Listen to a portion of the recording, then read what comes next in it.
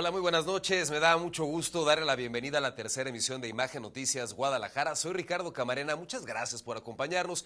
Y a continuación, un adelanto de la información más importante generada durante las últimas horas de cara ya al cierre de esta semana.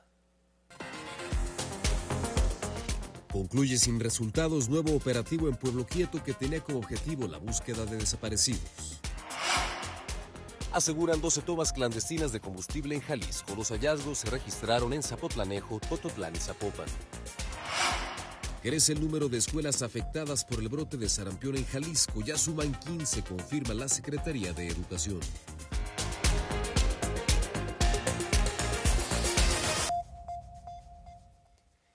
Este viernes la atención estuvo puesta nuevamente en Pueblo Quieto, este asentamiento irregular ahí en la colonia Jardines del Bosque en Guadalajara, que desde hace años se ha convertido en un foco rojo en materia de inseguridad y de violencia en nuestra ciudad. Hoy, elementos estatales y federales regresaron a esta zona para realizar un operativo que tenía como objetivo la localización de personas desaparecidas. Israel Orozco.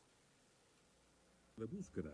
Autoridades no localizaron indicios de fosas clandestinas en la zona de Pueblo Quieto. Desde la mañana participaron la Comisión de Búsqueda de Personas de Jalisco, el área de personas desaparecidas de la Fiscalía del Estado, con resguardo de la Guardia Nacional en este tramo federal con asentamiento irregular. Aunque el operativo concluyó sin novedad en materia de fosas, fueron asegurados alrededor de 6 inmuebles al detectarse que podrían estar relacionados con droga y armas. Uno de los puntos se ubica en el cruce de Juan Ruiz de Alarcón y Noche, donde el ejército mantuvo resguardo y delimitó el paso vehicular y peatonal. Además, la CFE retiró más de un centenar de diablitos utilizados para el suministro ilegal de energía eléctrica. Las investigaciones continúan. Para Imagen, Israel Orozco.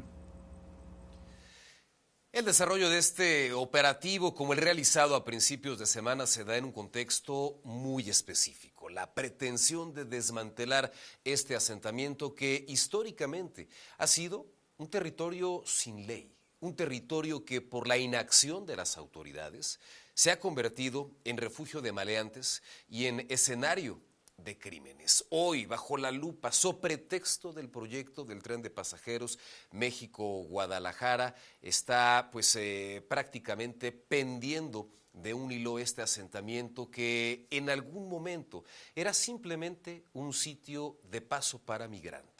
Con el correr de los años terminaron llegando a este sitio maleantes que tomaron prácticamente por asalto una zona de más o menos una extensión de 500 metros y al que ninguna autoridad le ha querido entrar de bien a bien. Un territorio que sí corresponde al ámbito de lo estrictamente federal, que ha sido omiso en este caso, y con el apoyo de las autoridades tanto estatales como municipales, en un trabajo coordinado, se pretende desalojar este sitio que, insisto, históricamente se ha convertido en un punto de atención en materia de seguridad. Otro tema también en el terreno de la seguridad que reviste trascendencia tiene que ver con el huachicol. La Fiscalía General de la República localizó e inhabilitó 12 tomas clandestinas de hidrocarburo en distintos municipios de Jalisco e inició 3 carpetas de investigación por delitos federales. En Zapotlanejo encontraron 6 tomas, en Tototlán 4 y en Zapopan otras 2. Esto cerca de un parque industrial. Las tomas fueron detectadas en el poliducto Salamanca-Guadalajara tras reportes de seguridad física de Pemex. El Ministerio Público Federal continúa con las investigaciones para deslindar responsabilidades. Y por estos hechos, para variar, de acuerdo con lo que reportan las autoridades, no hay una sola persona detenida. Durante este incipiente 2026 son alrededor de 40 las tomas clandestinas que han sido localizadas aquí en el estado de Jalisco en un contexto complicado, en una batalla que no parecen ir ganando las autoridades de un delito que se comete prácticamente en la impunidad y con el compromiso reciente, seguramente usted lo recordará, de las autoridades estatales de reforzar la vigilancia por ejemplo con la utilización de drones en la infraestructura, en los ductos de Pemex que atraviesan el estado de Jalisco. En otras cosas, esta noche le comento que Norma Lidia N., una agente de control vehicular del Servicio Estatal Tributario, fue vinculada a proceso y enviada a prisión preventiva por presuntamente facilitar placas para vehículos irregulares. De acuerdo con las indagatorias, estaría involucrada en la expedición de placas para un Ferrari con reporte de robo en Estados Unidos, un vehículo que fue asegurado en Morelia tras circular a exceso de velocidad. La Fiscalía del Estado reiteró que no permitirá que funcionarios utilicen su cargo para encubrir actos ilícitos.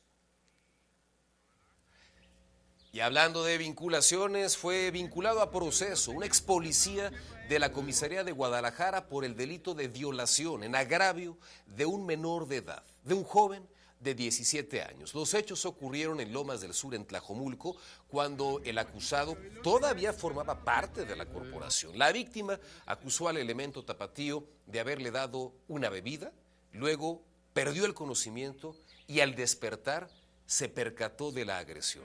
El acusado, quien ya fue dado de baja, llevará su proceso en prisión preventiva, se encuentra esta noche ya en el penal de Puente Grande. Un caso que pone nuevamente bajo la lupa a las corporaciones municipales que, habrá que decirlo, en el transcurso de las últimas semanas han dado mucho de qué hablar. Corporaciones de distintas partes del área metropolitana de Guadalajara, en algunos casos elementos que han sido exhibidos a través de las redes sociales, a través de distintos videos que dan cuenta de abusos, de excesos y de faltas en contra de la ciudadanía, esa que tienen en teoría el propósito o la misión de proteger corporaciones de proximidad, así nos las venden, que tendrían que generar mucha mayor confianza, aunque de acuerdo con algunos estudios del INEGI, lo cierto es que la ciudadanía, en términos generales, poco confía en las corporaciones policíacas. En tanto, le platico que en una de las zonas con mayor incidencia delictiva en Tlajomulco fue encontrado un cuerpo quemado y con una herida de bala en la cabeza.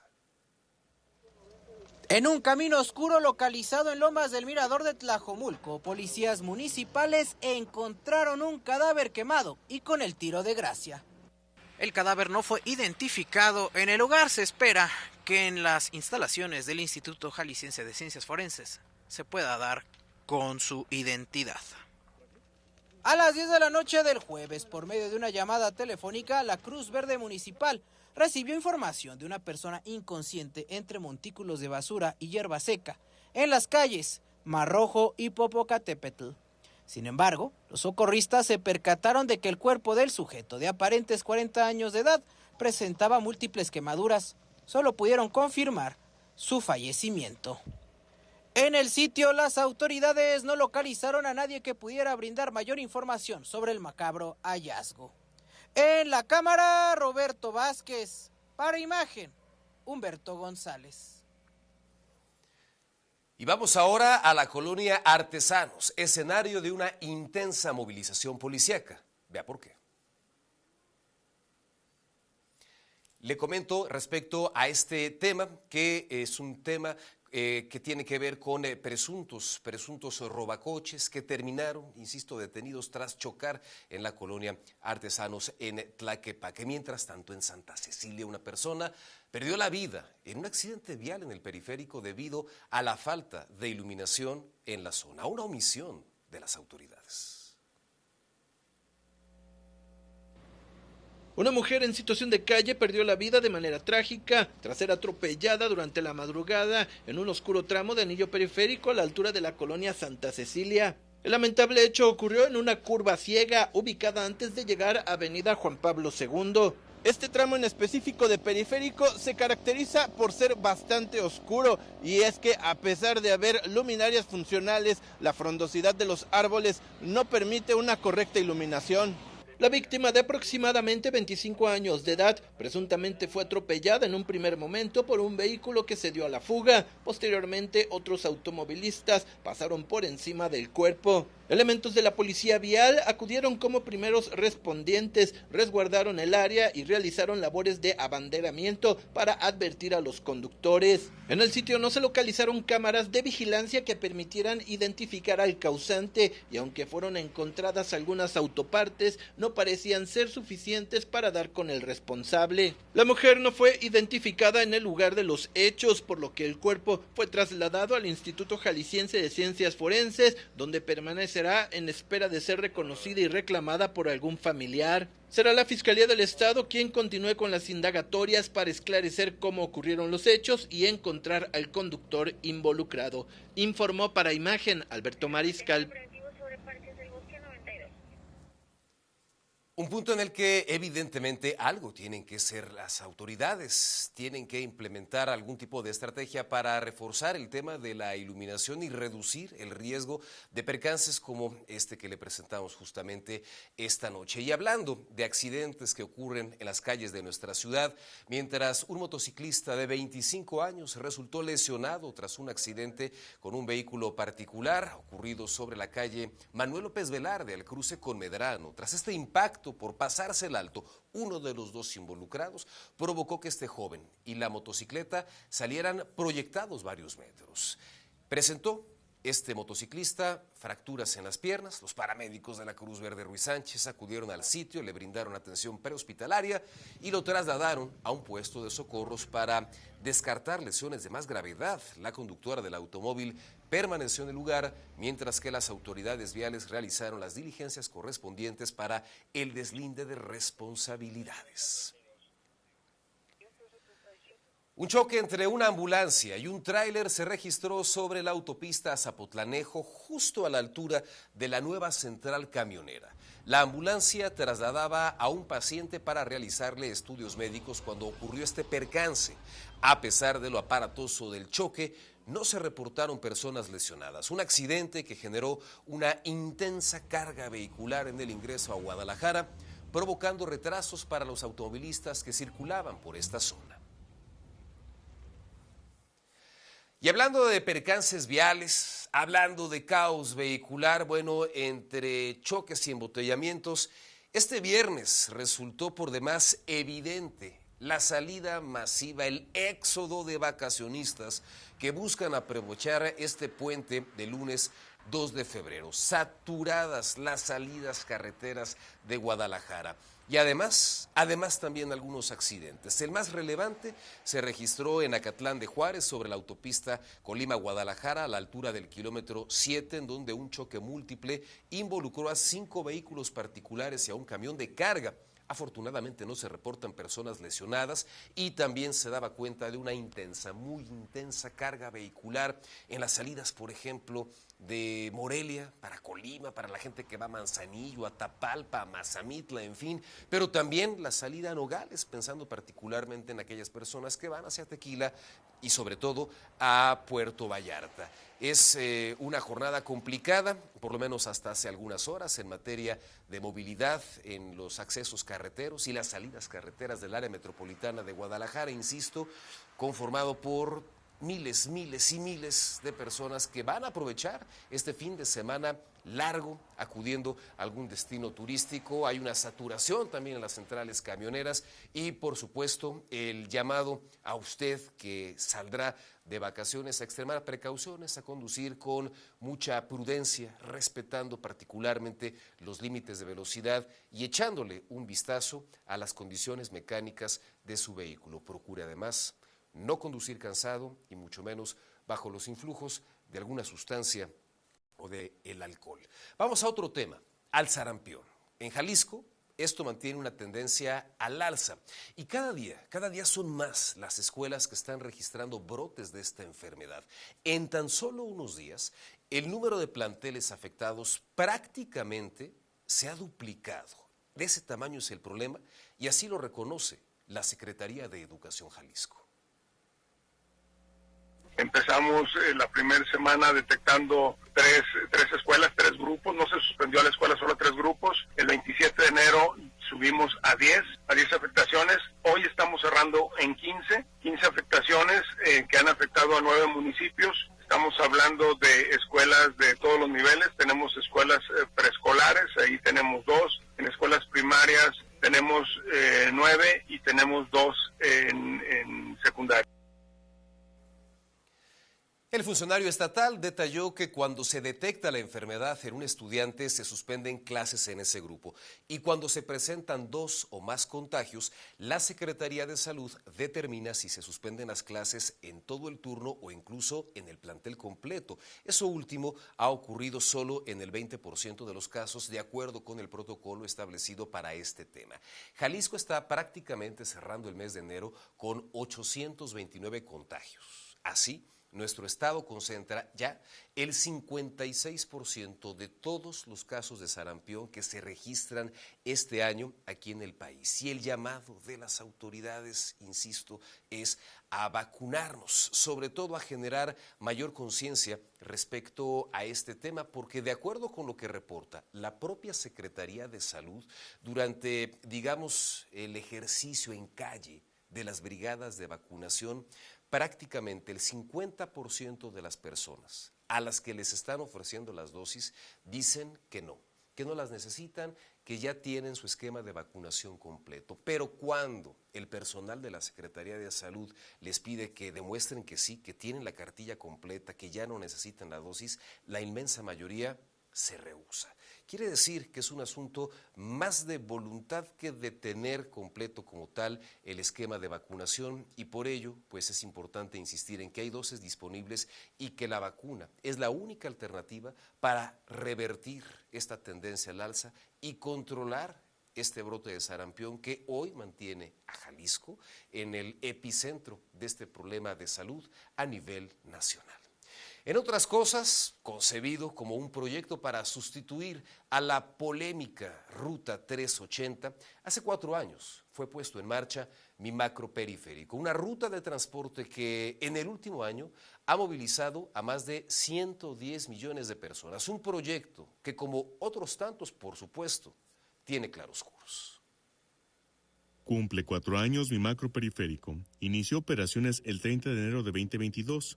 La finalidad: sustituir a la Ruta 380 con miras a que el servicio fuera más eficiente y seguro. Imagen Noticias Guadalajara visitó la estación Periférico Sur que conecta con la línea 1 del tren ligero para hablar con usuarios y saber su opinión del servicio. ¿Negativa? Aquí el único detalle es que hay muchos elevadores que no funcionan y para las personas que lo necesitan, que traen silla de ruedas o que son discapacitadas o mayores de edad, en varias estaciones hay varios elevadores que no funcionan. Pues que a veces se avientan demasiado, cuando a la hora que entra viene muy lleno, no respetan. Las unidades como que ya están un poco desgastadas, me parece que hay que actualizar un poco más las unidades. Y positiva. Sí es mejor este tipo de transporte que el 380, aunque mucha gente dice, no, pues es que el 380 se paraba en cada esquina, pues, o sea, en cada 2-3 cuadras, pero para mí es más eficiente. Está muy bueno, muy buen servicio. A veces se satura, pero sí sirve de todos modos. Pues es un poco más rápido, yo vengo desde Tlajomulco y tomé la línea 4 por el periférico y se me hace más rápido que por la López.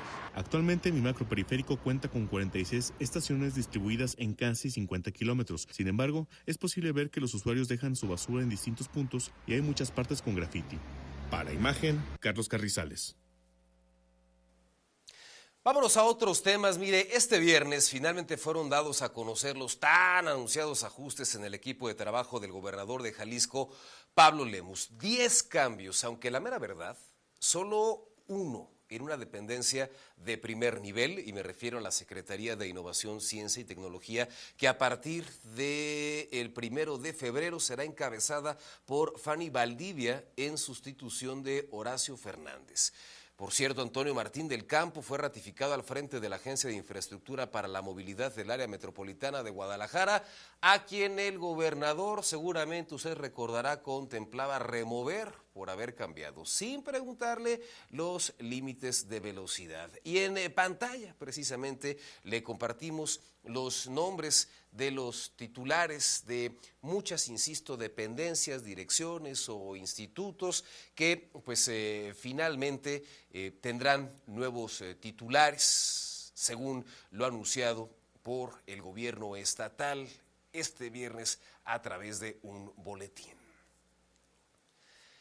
El gobierno de Jalisco anunció su operativo para prevenir y para combatir incendios forestales durante la temporada de estiaje. En esta estrategia participan elementos de Protección Civil y bomberos, la Comisión Nacional Forestal, la Secretaría de Medio Ambiente y Tragahumos, tanto de Zapopan como de Tlajomulco.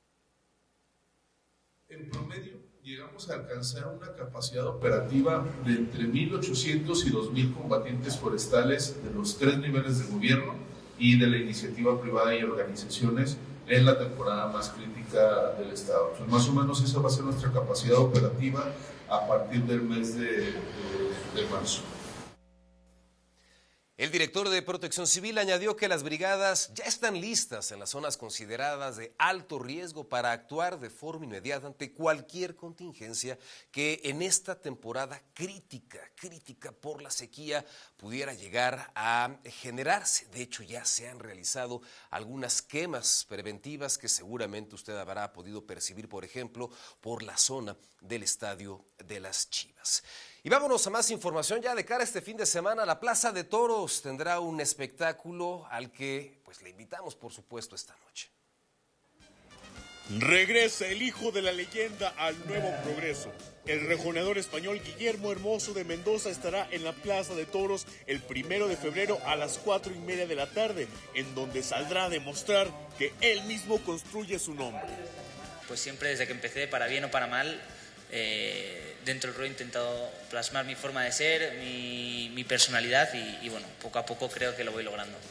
Guadalajara significa mucho para él, ya que debutó en esta plaza el día que su padre se retiró.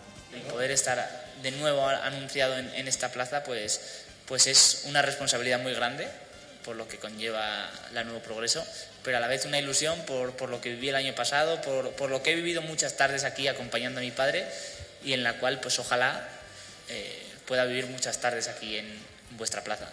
Recuerden la cita, domingo 1 de febrero a las 4:30 de la tarde en la Plaza de Toros, Nuevo Progreso.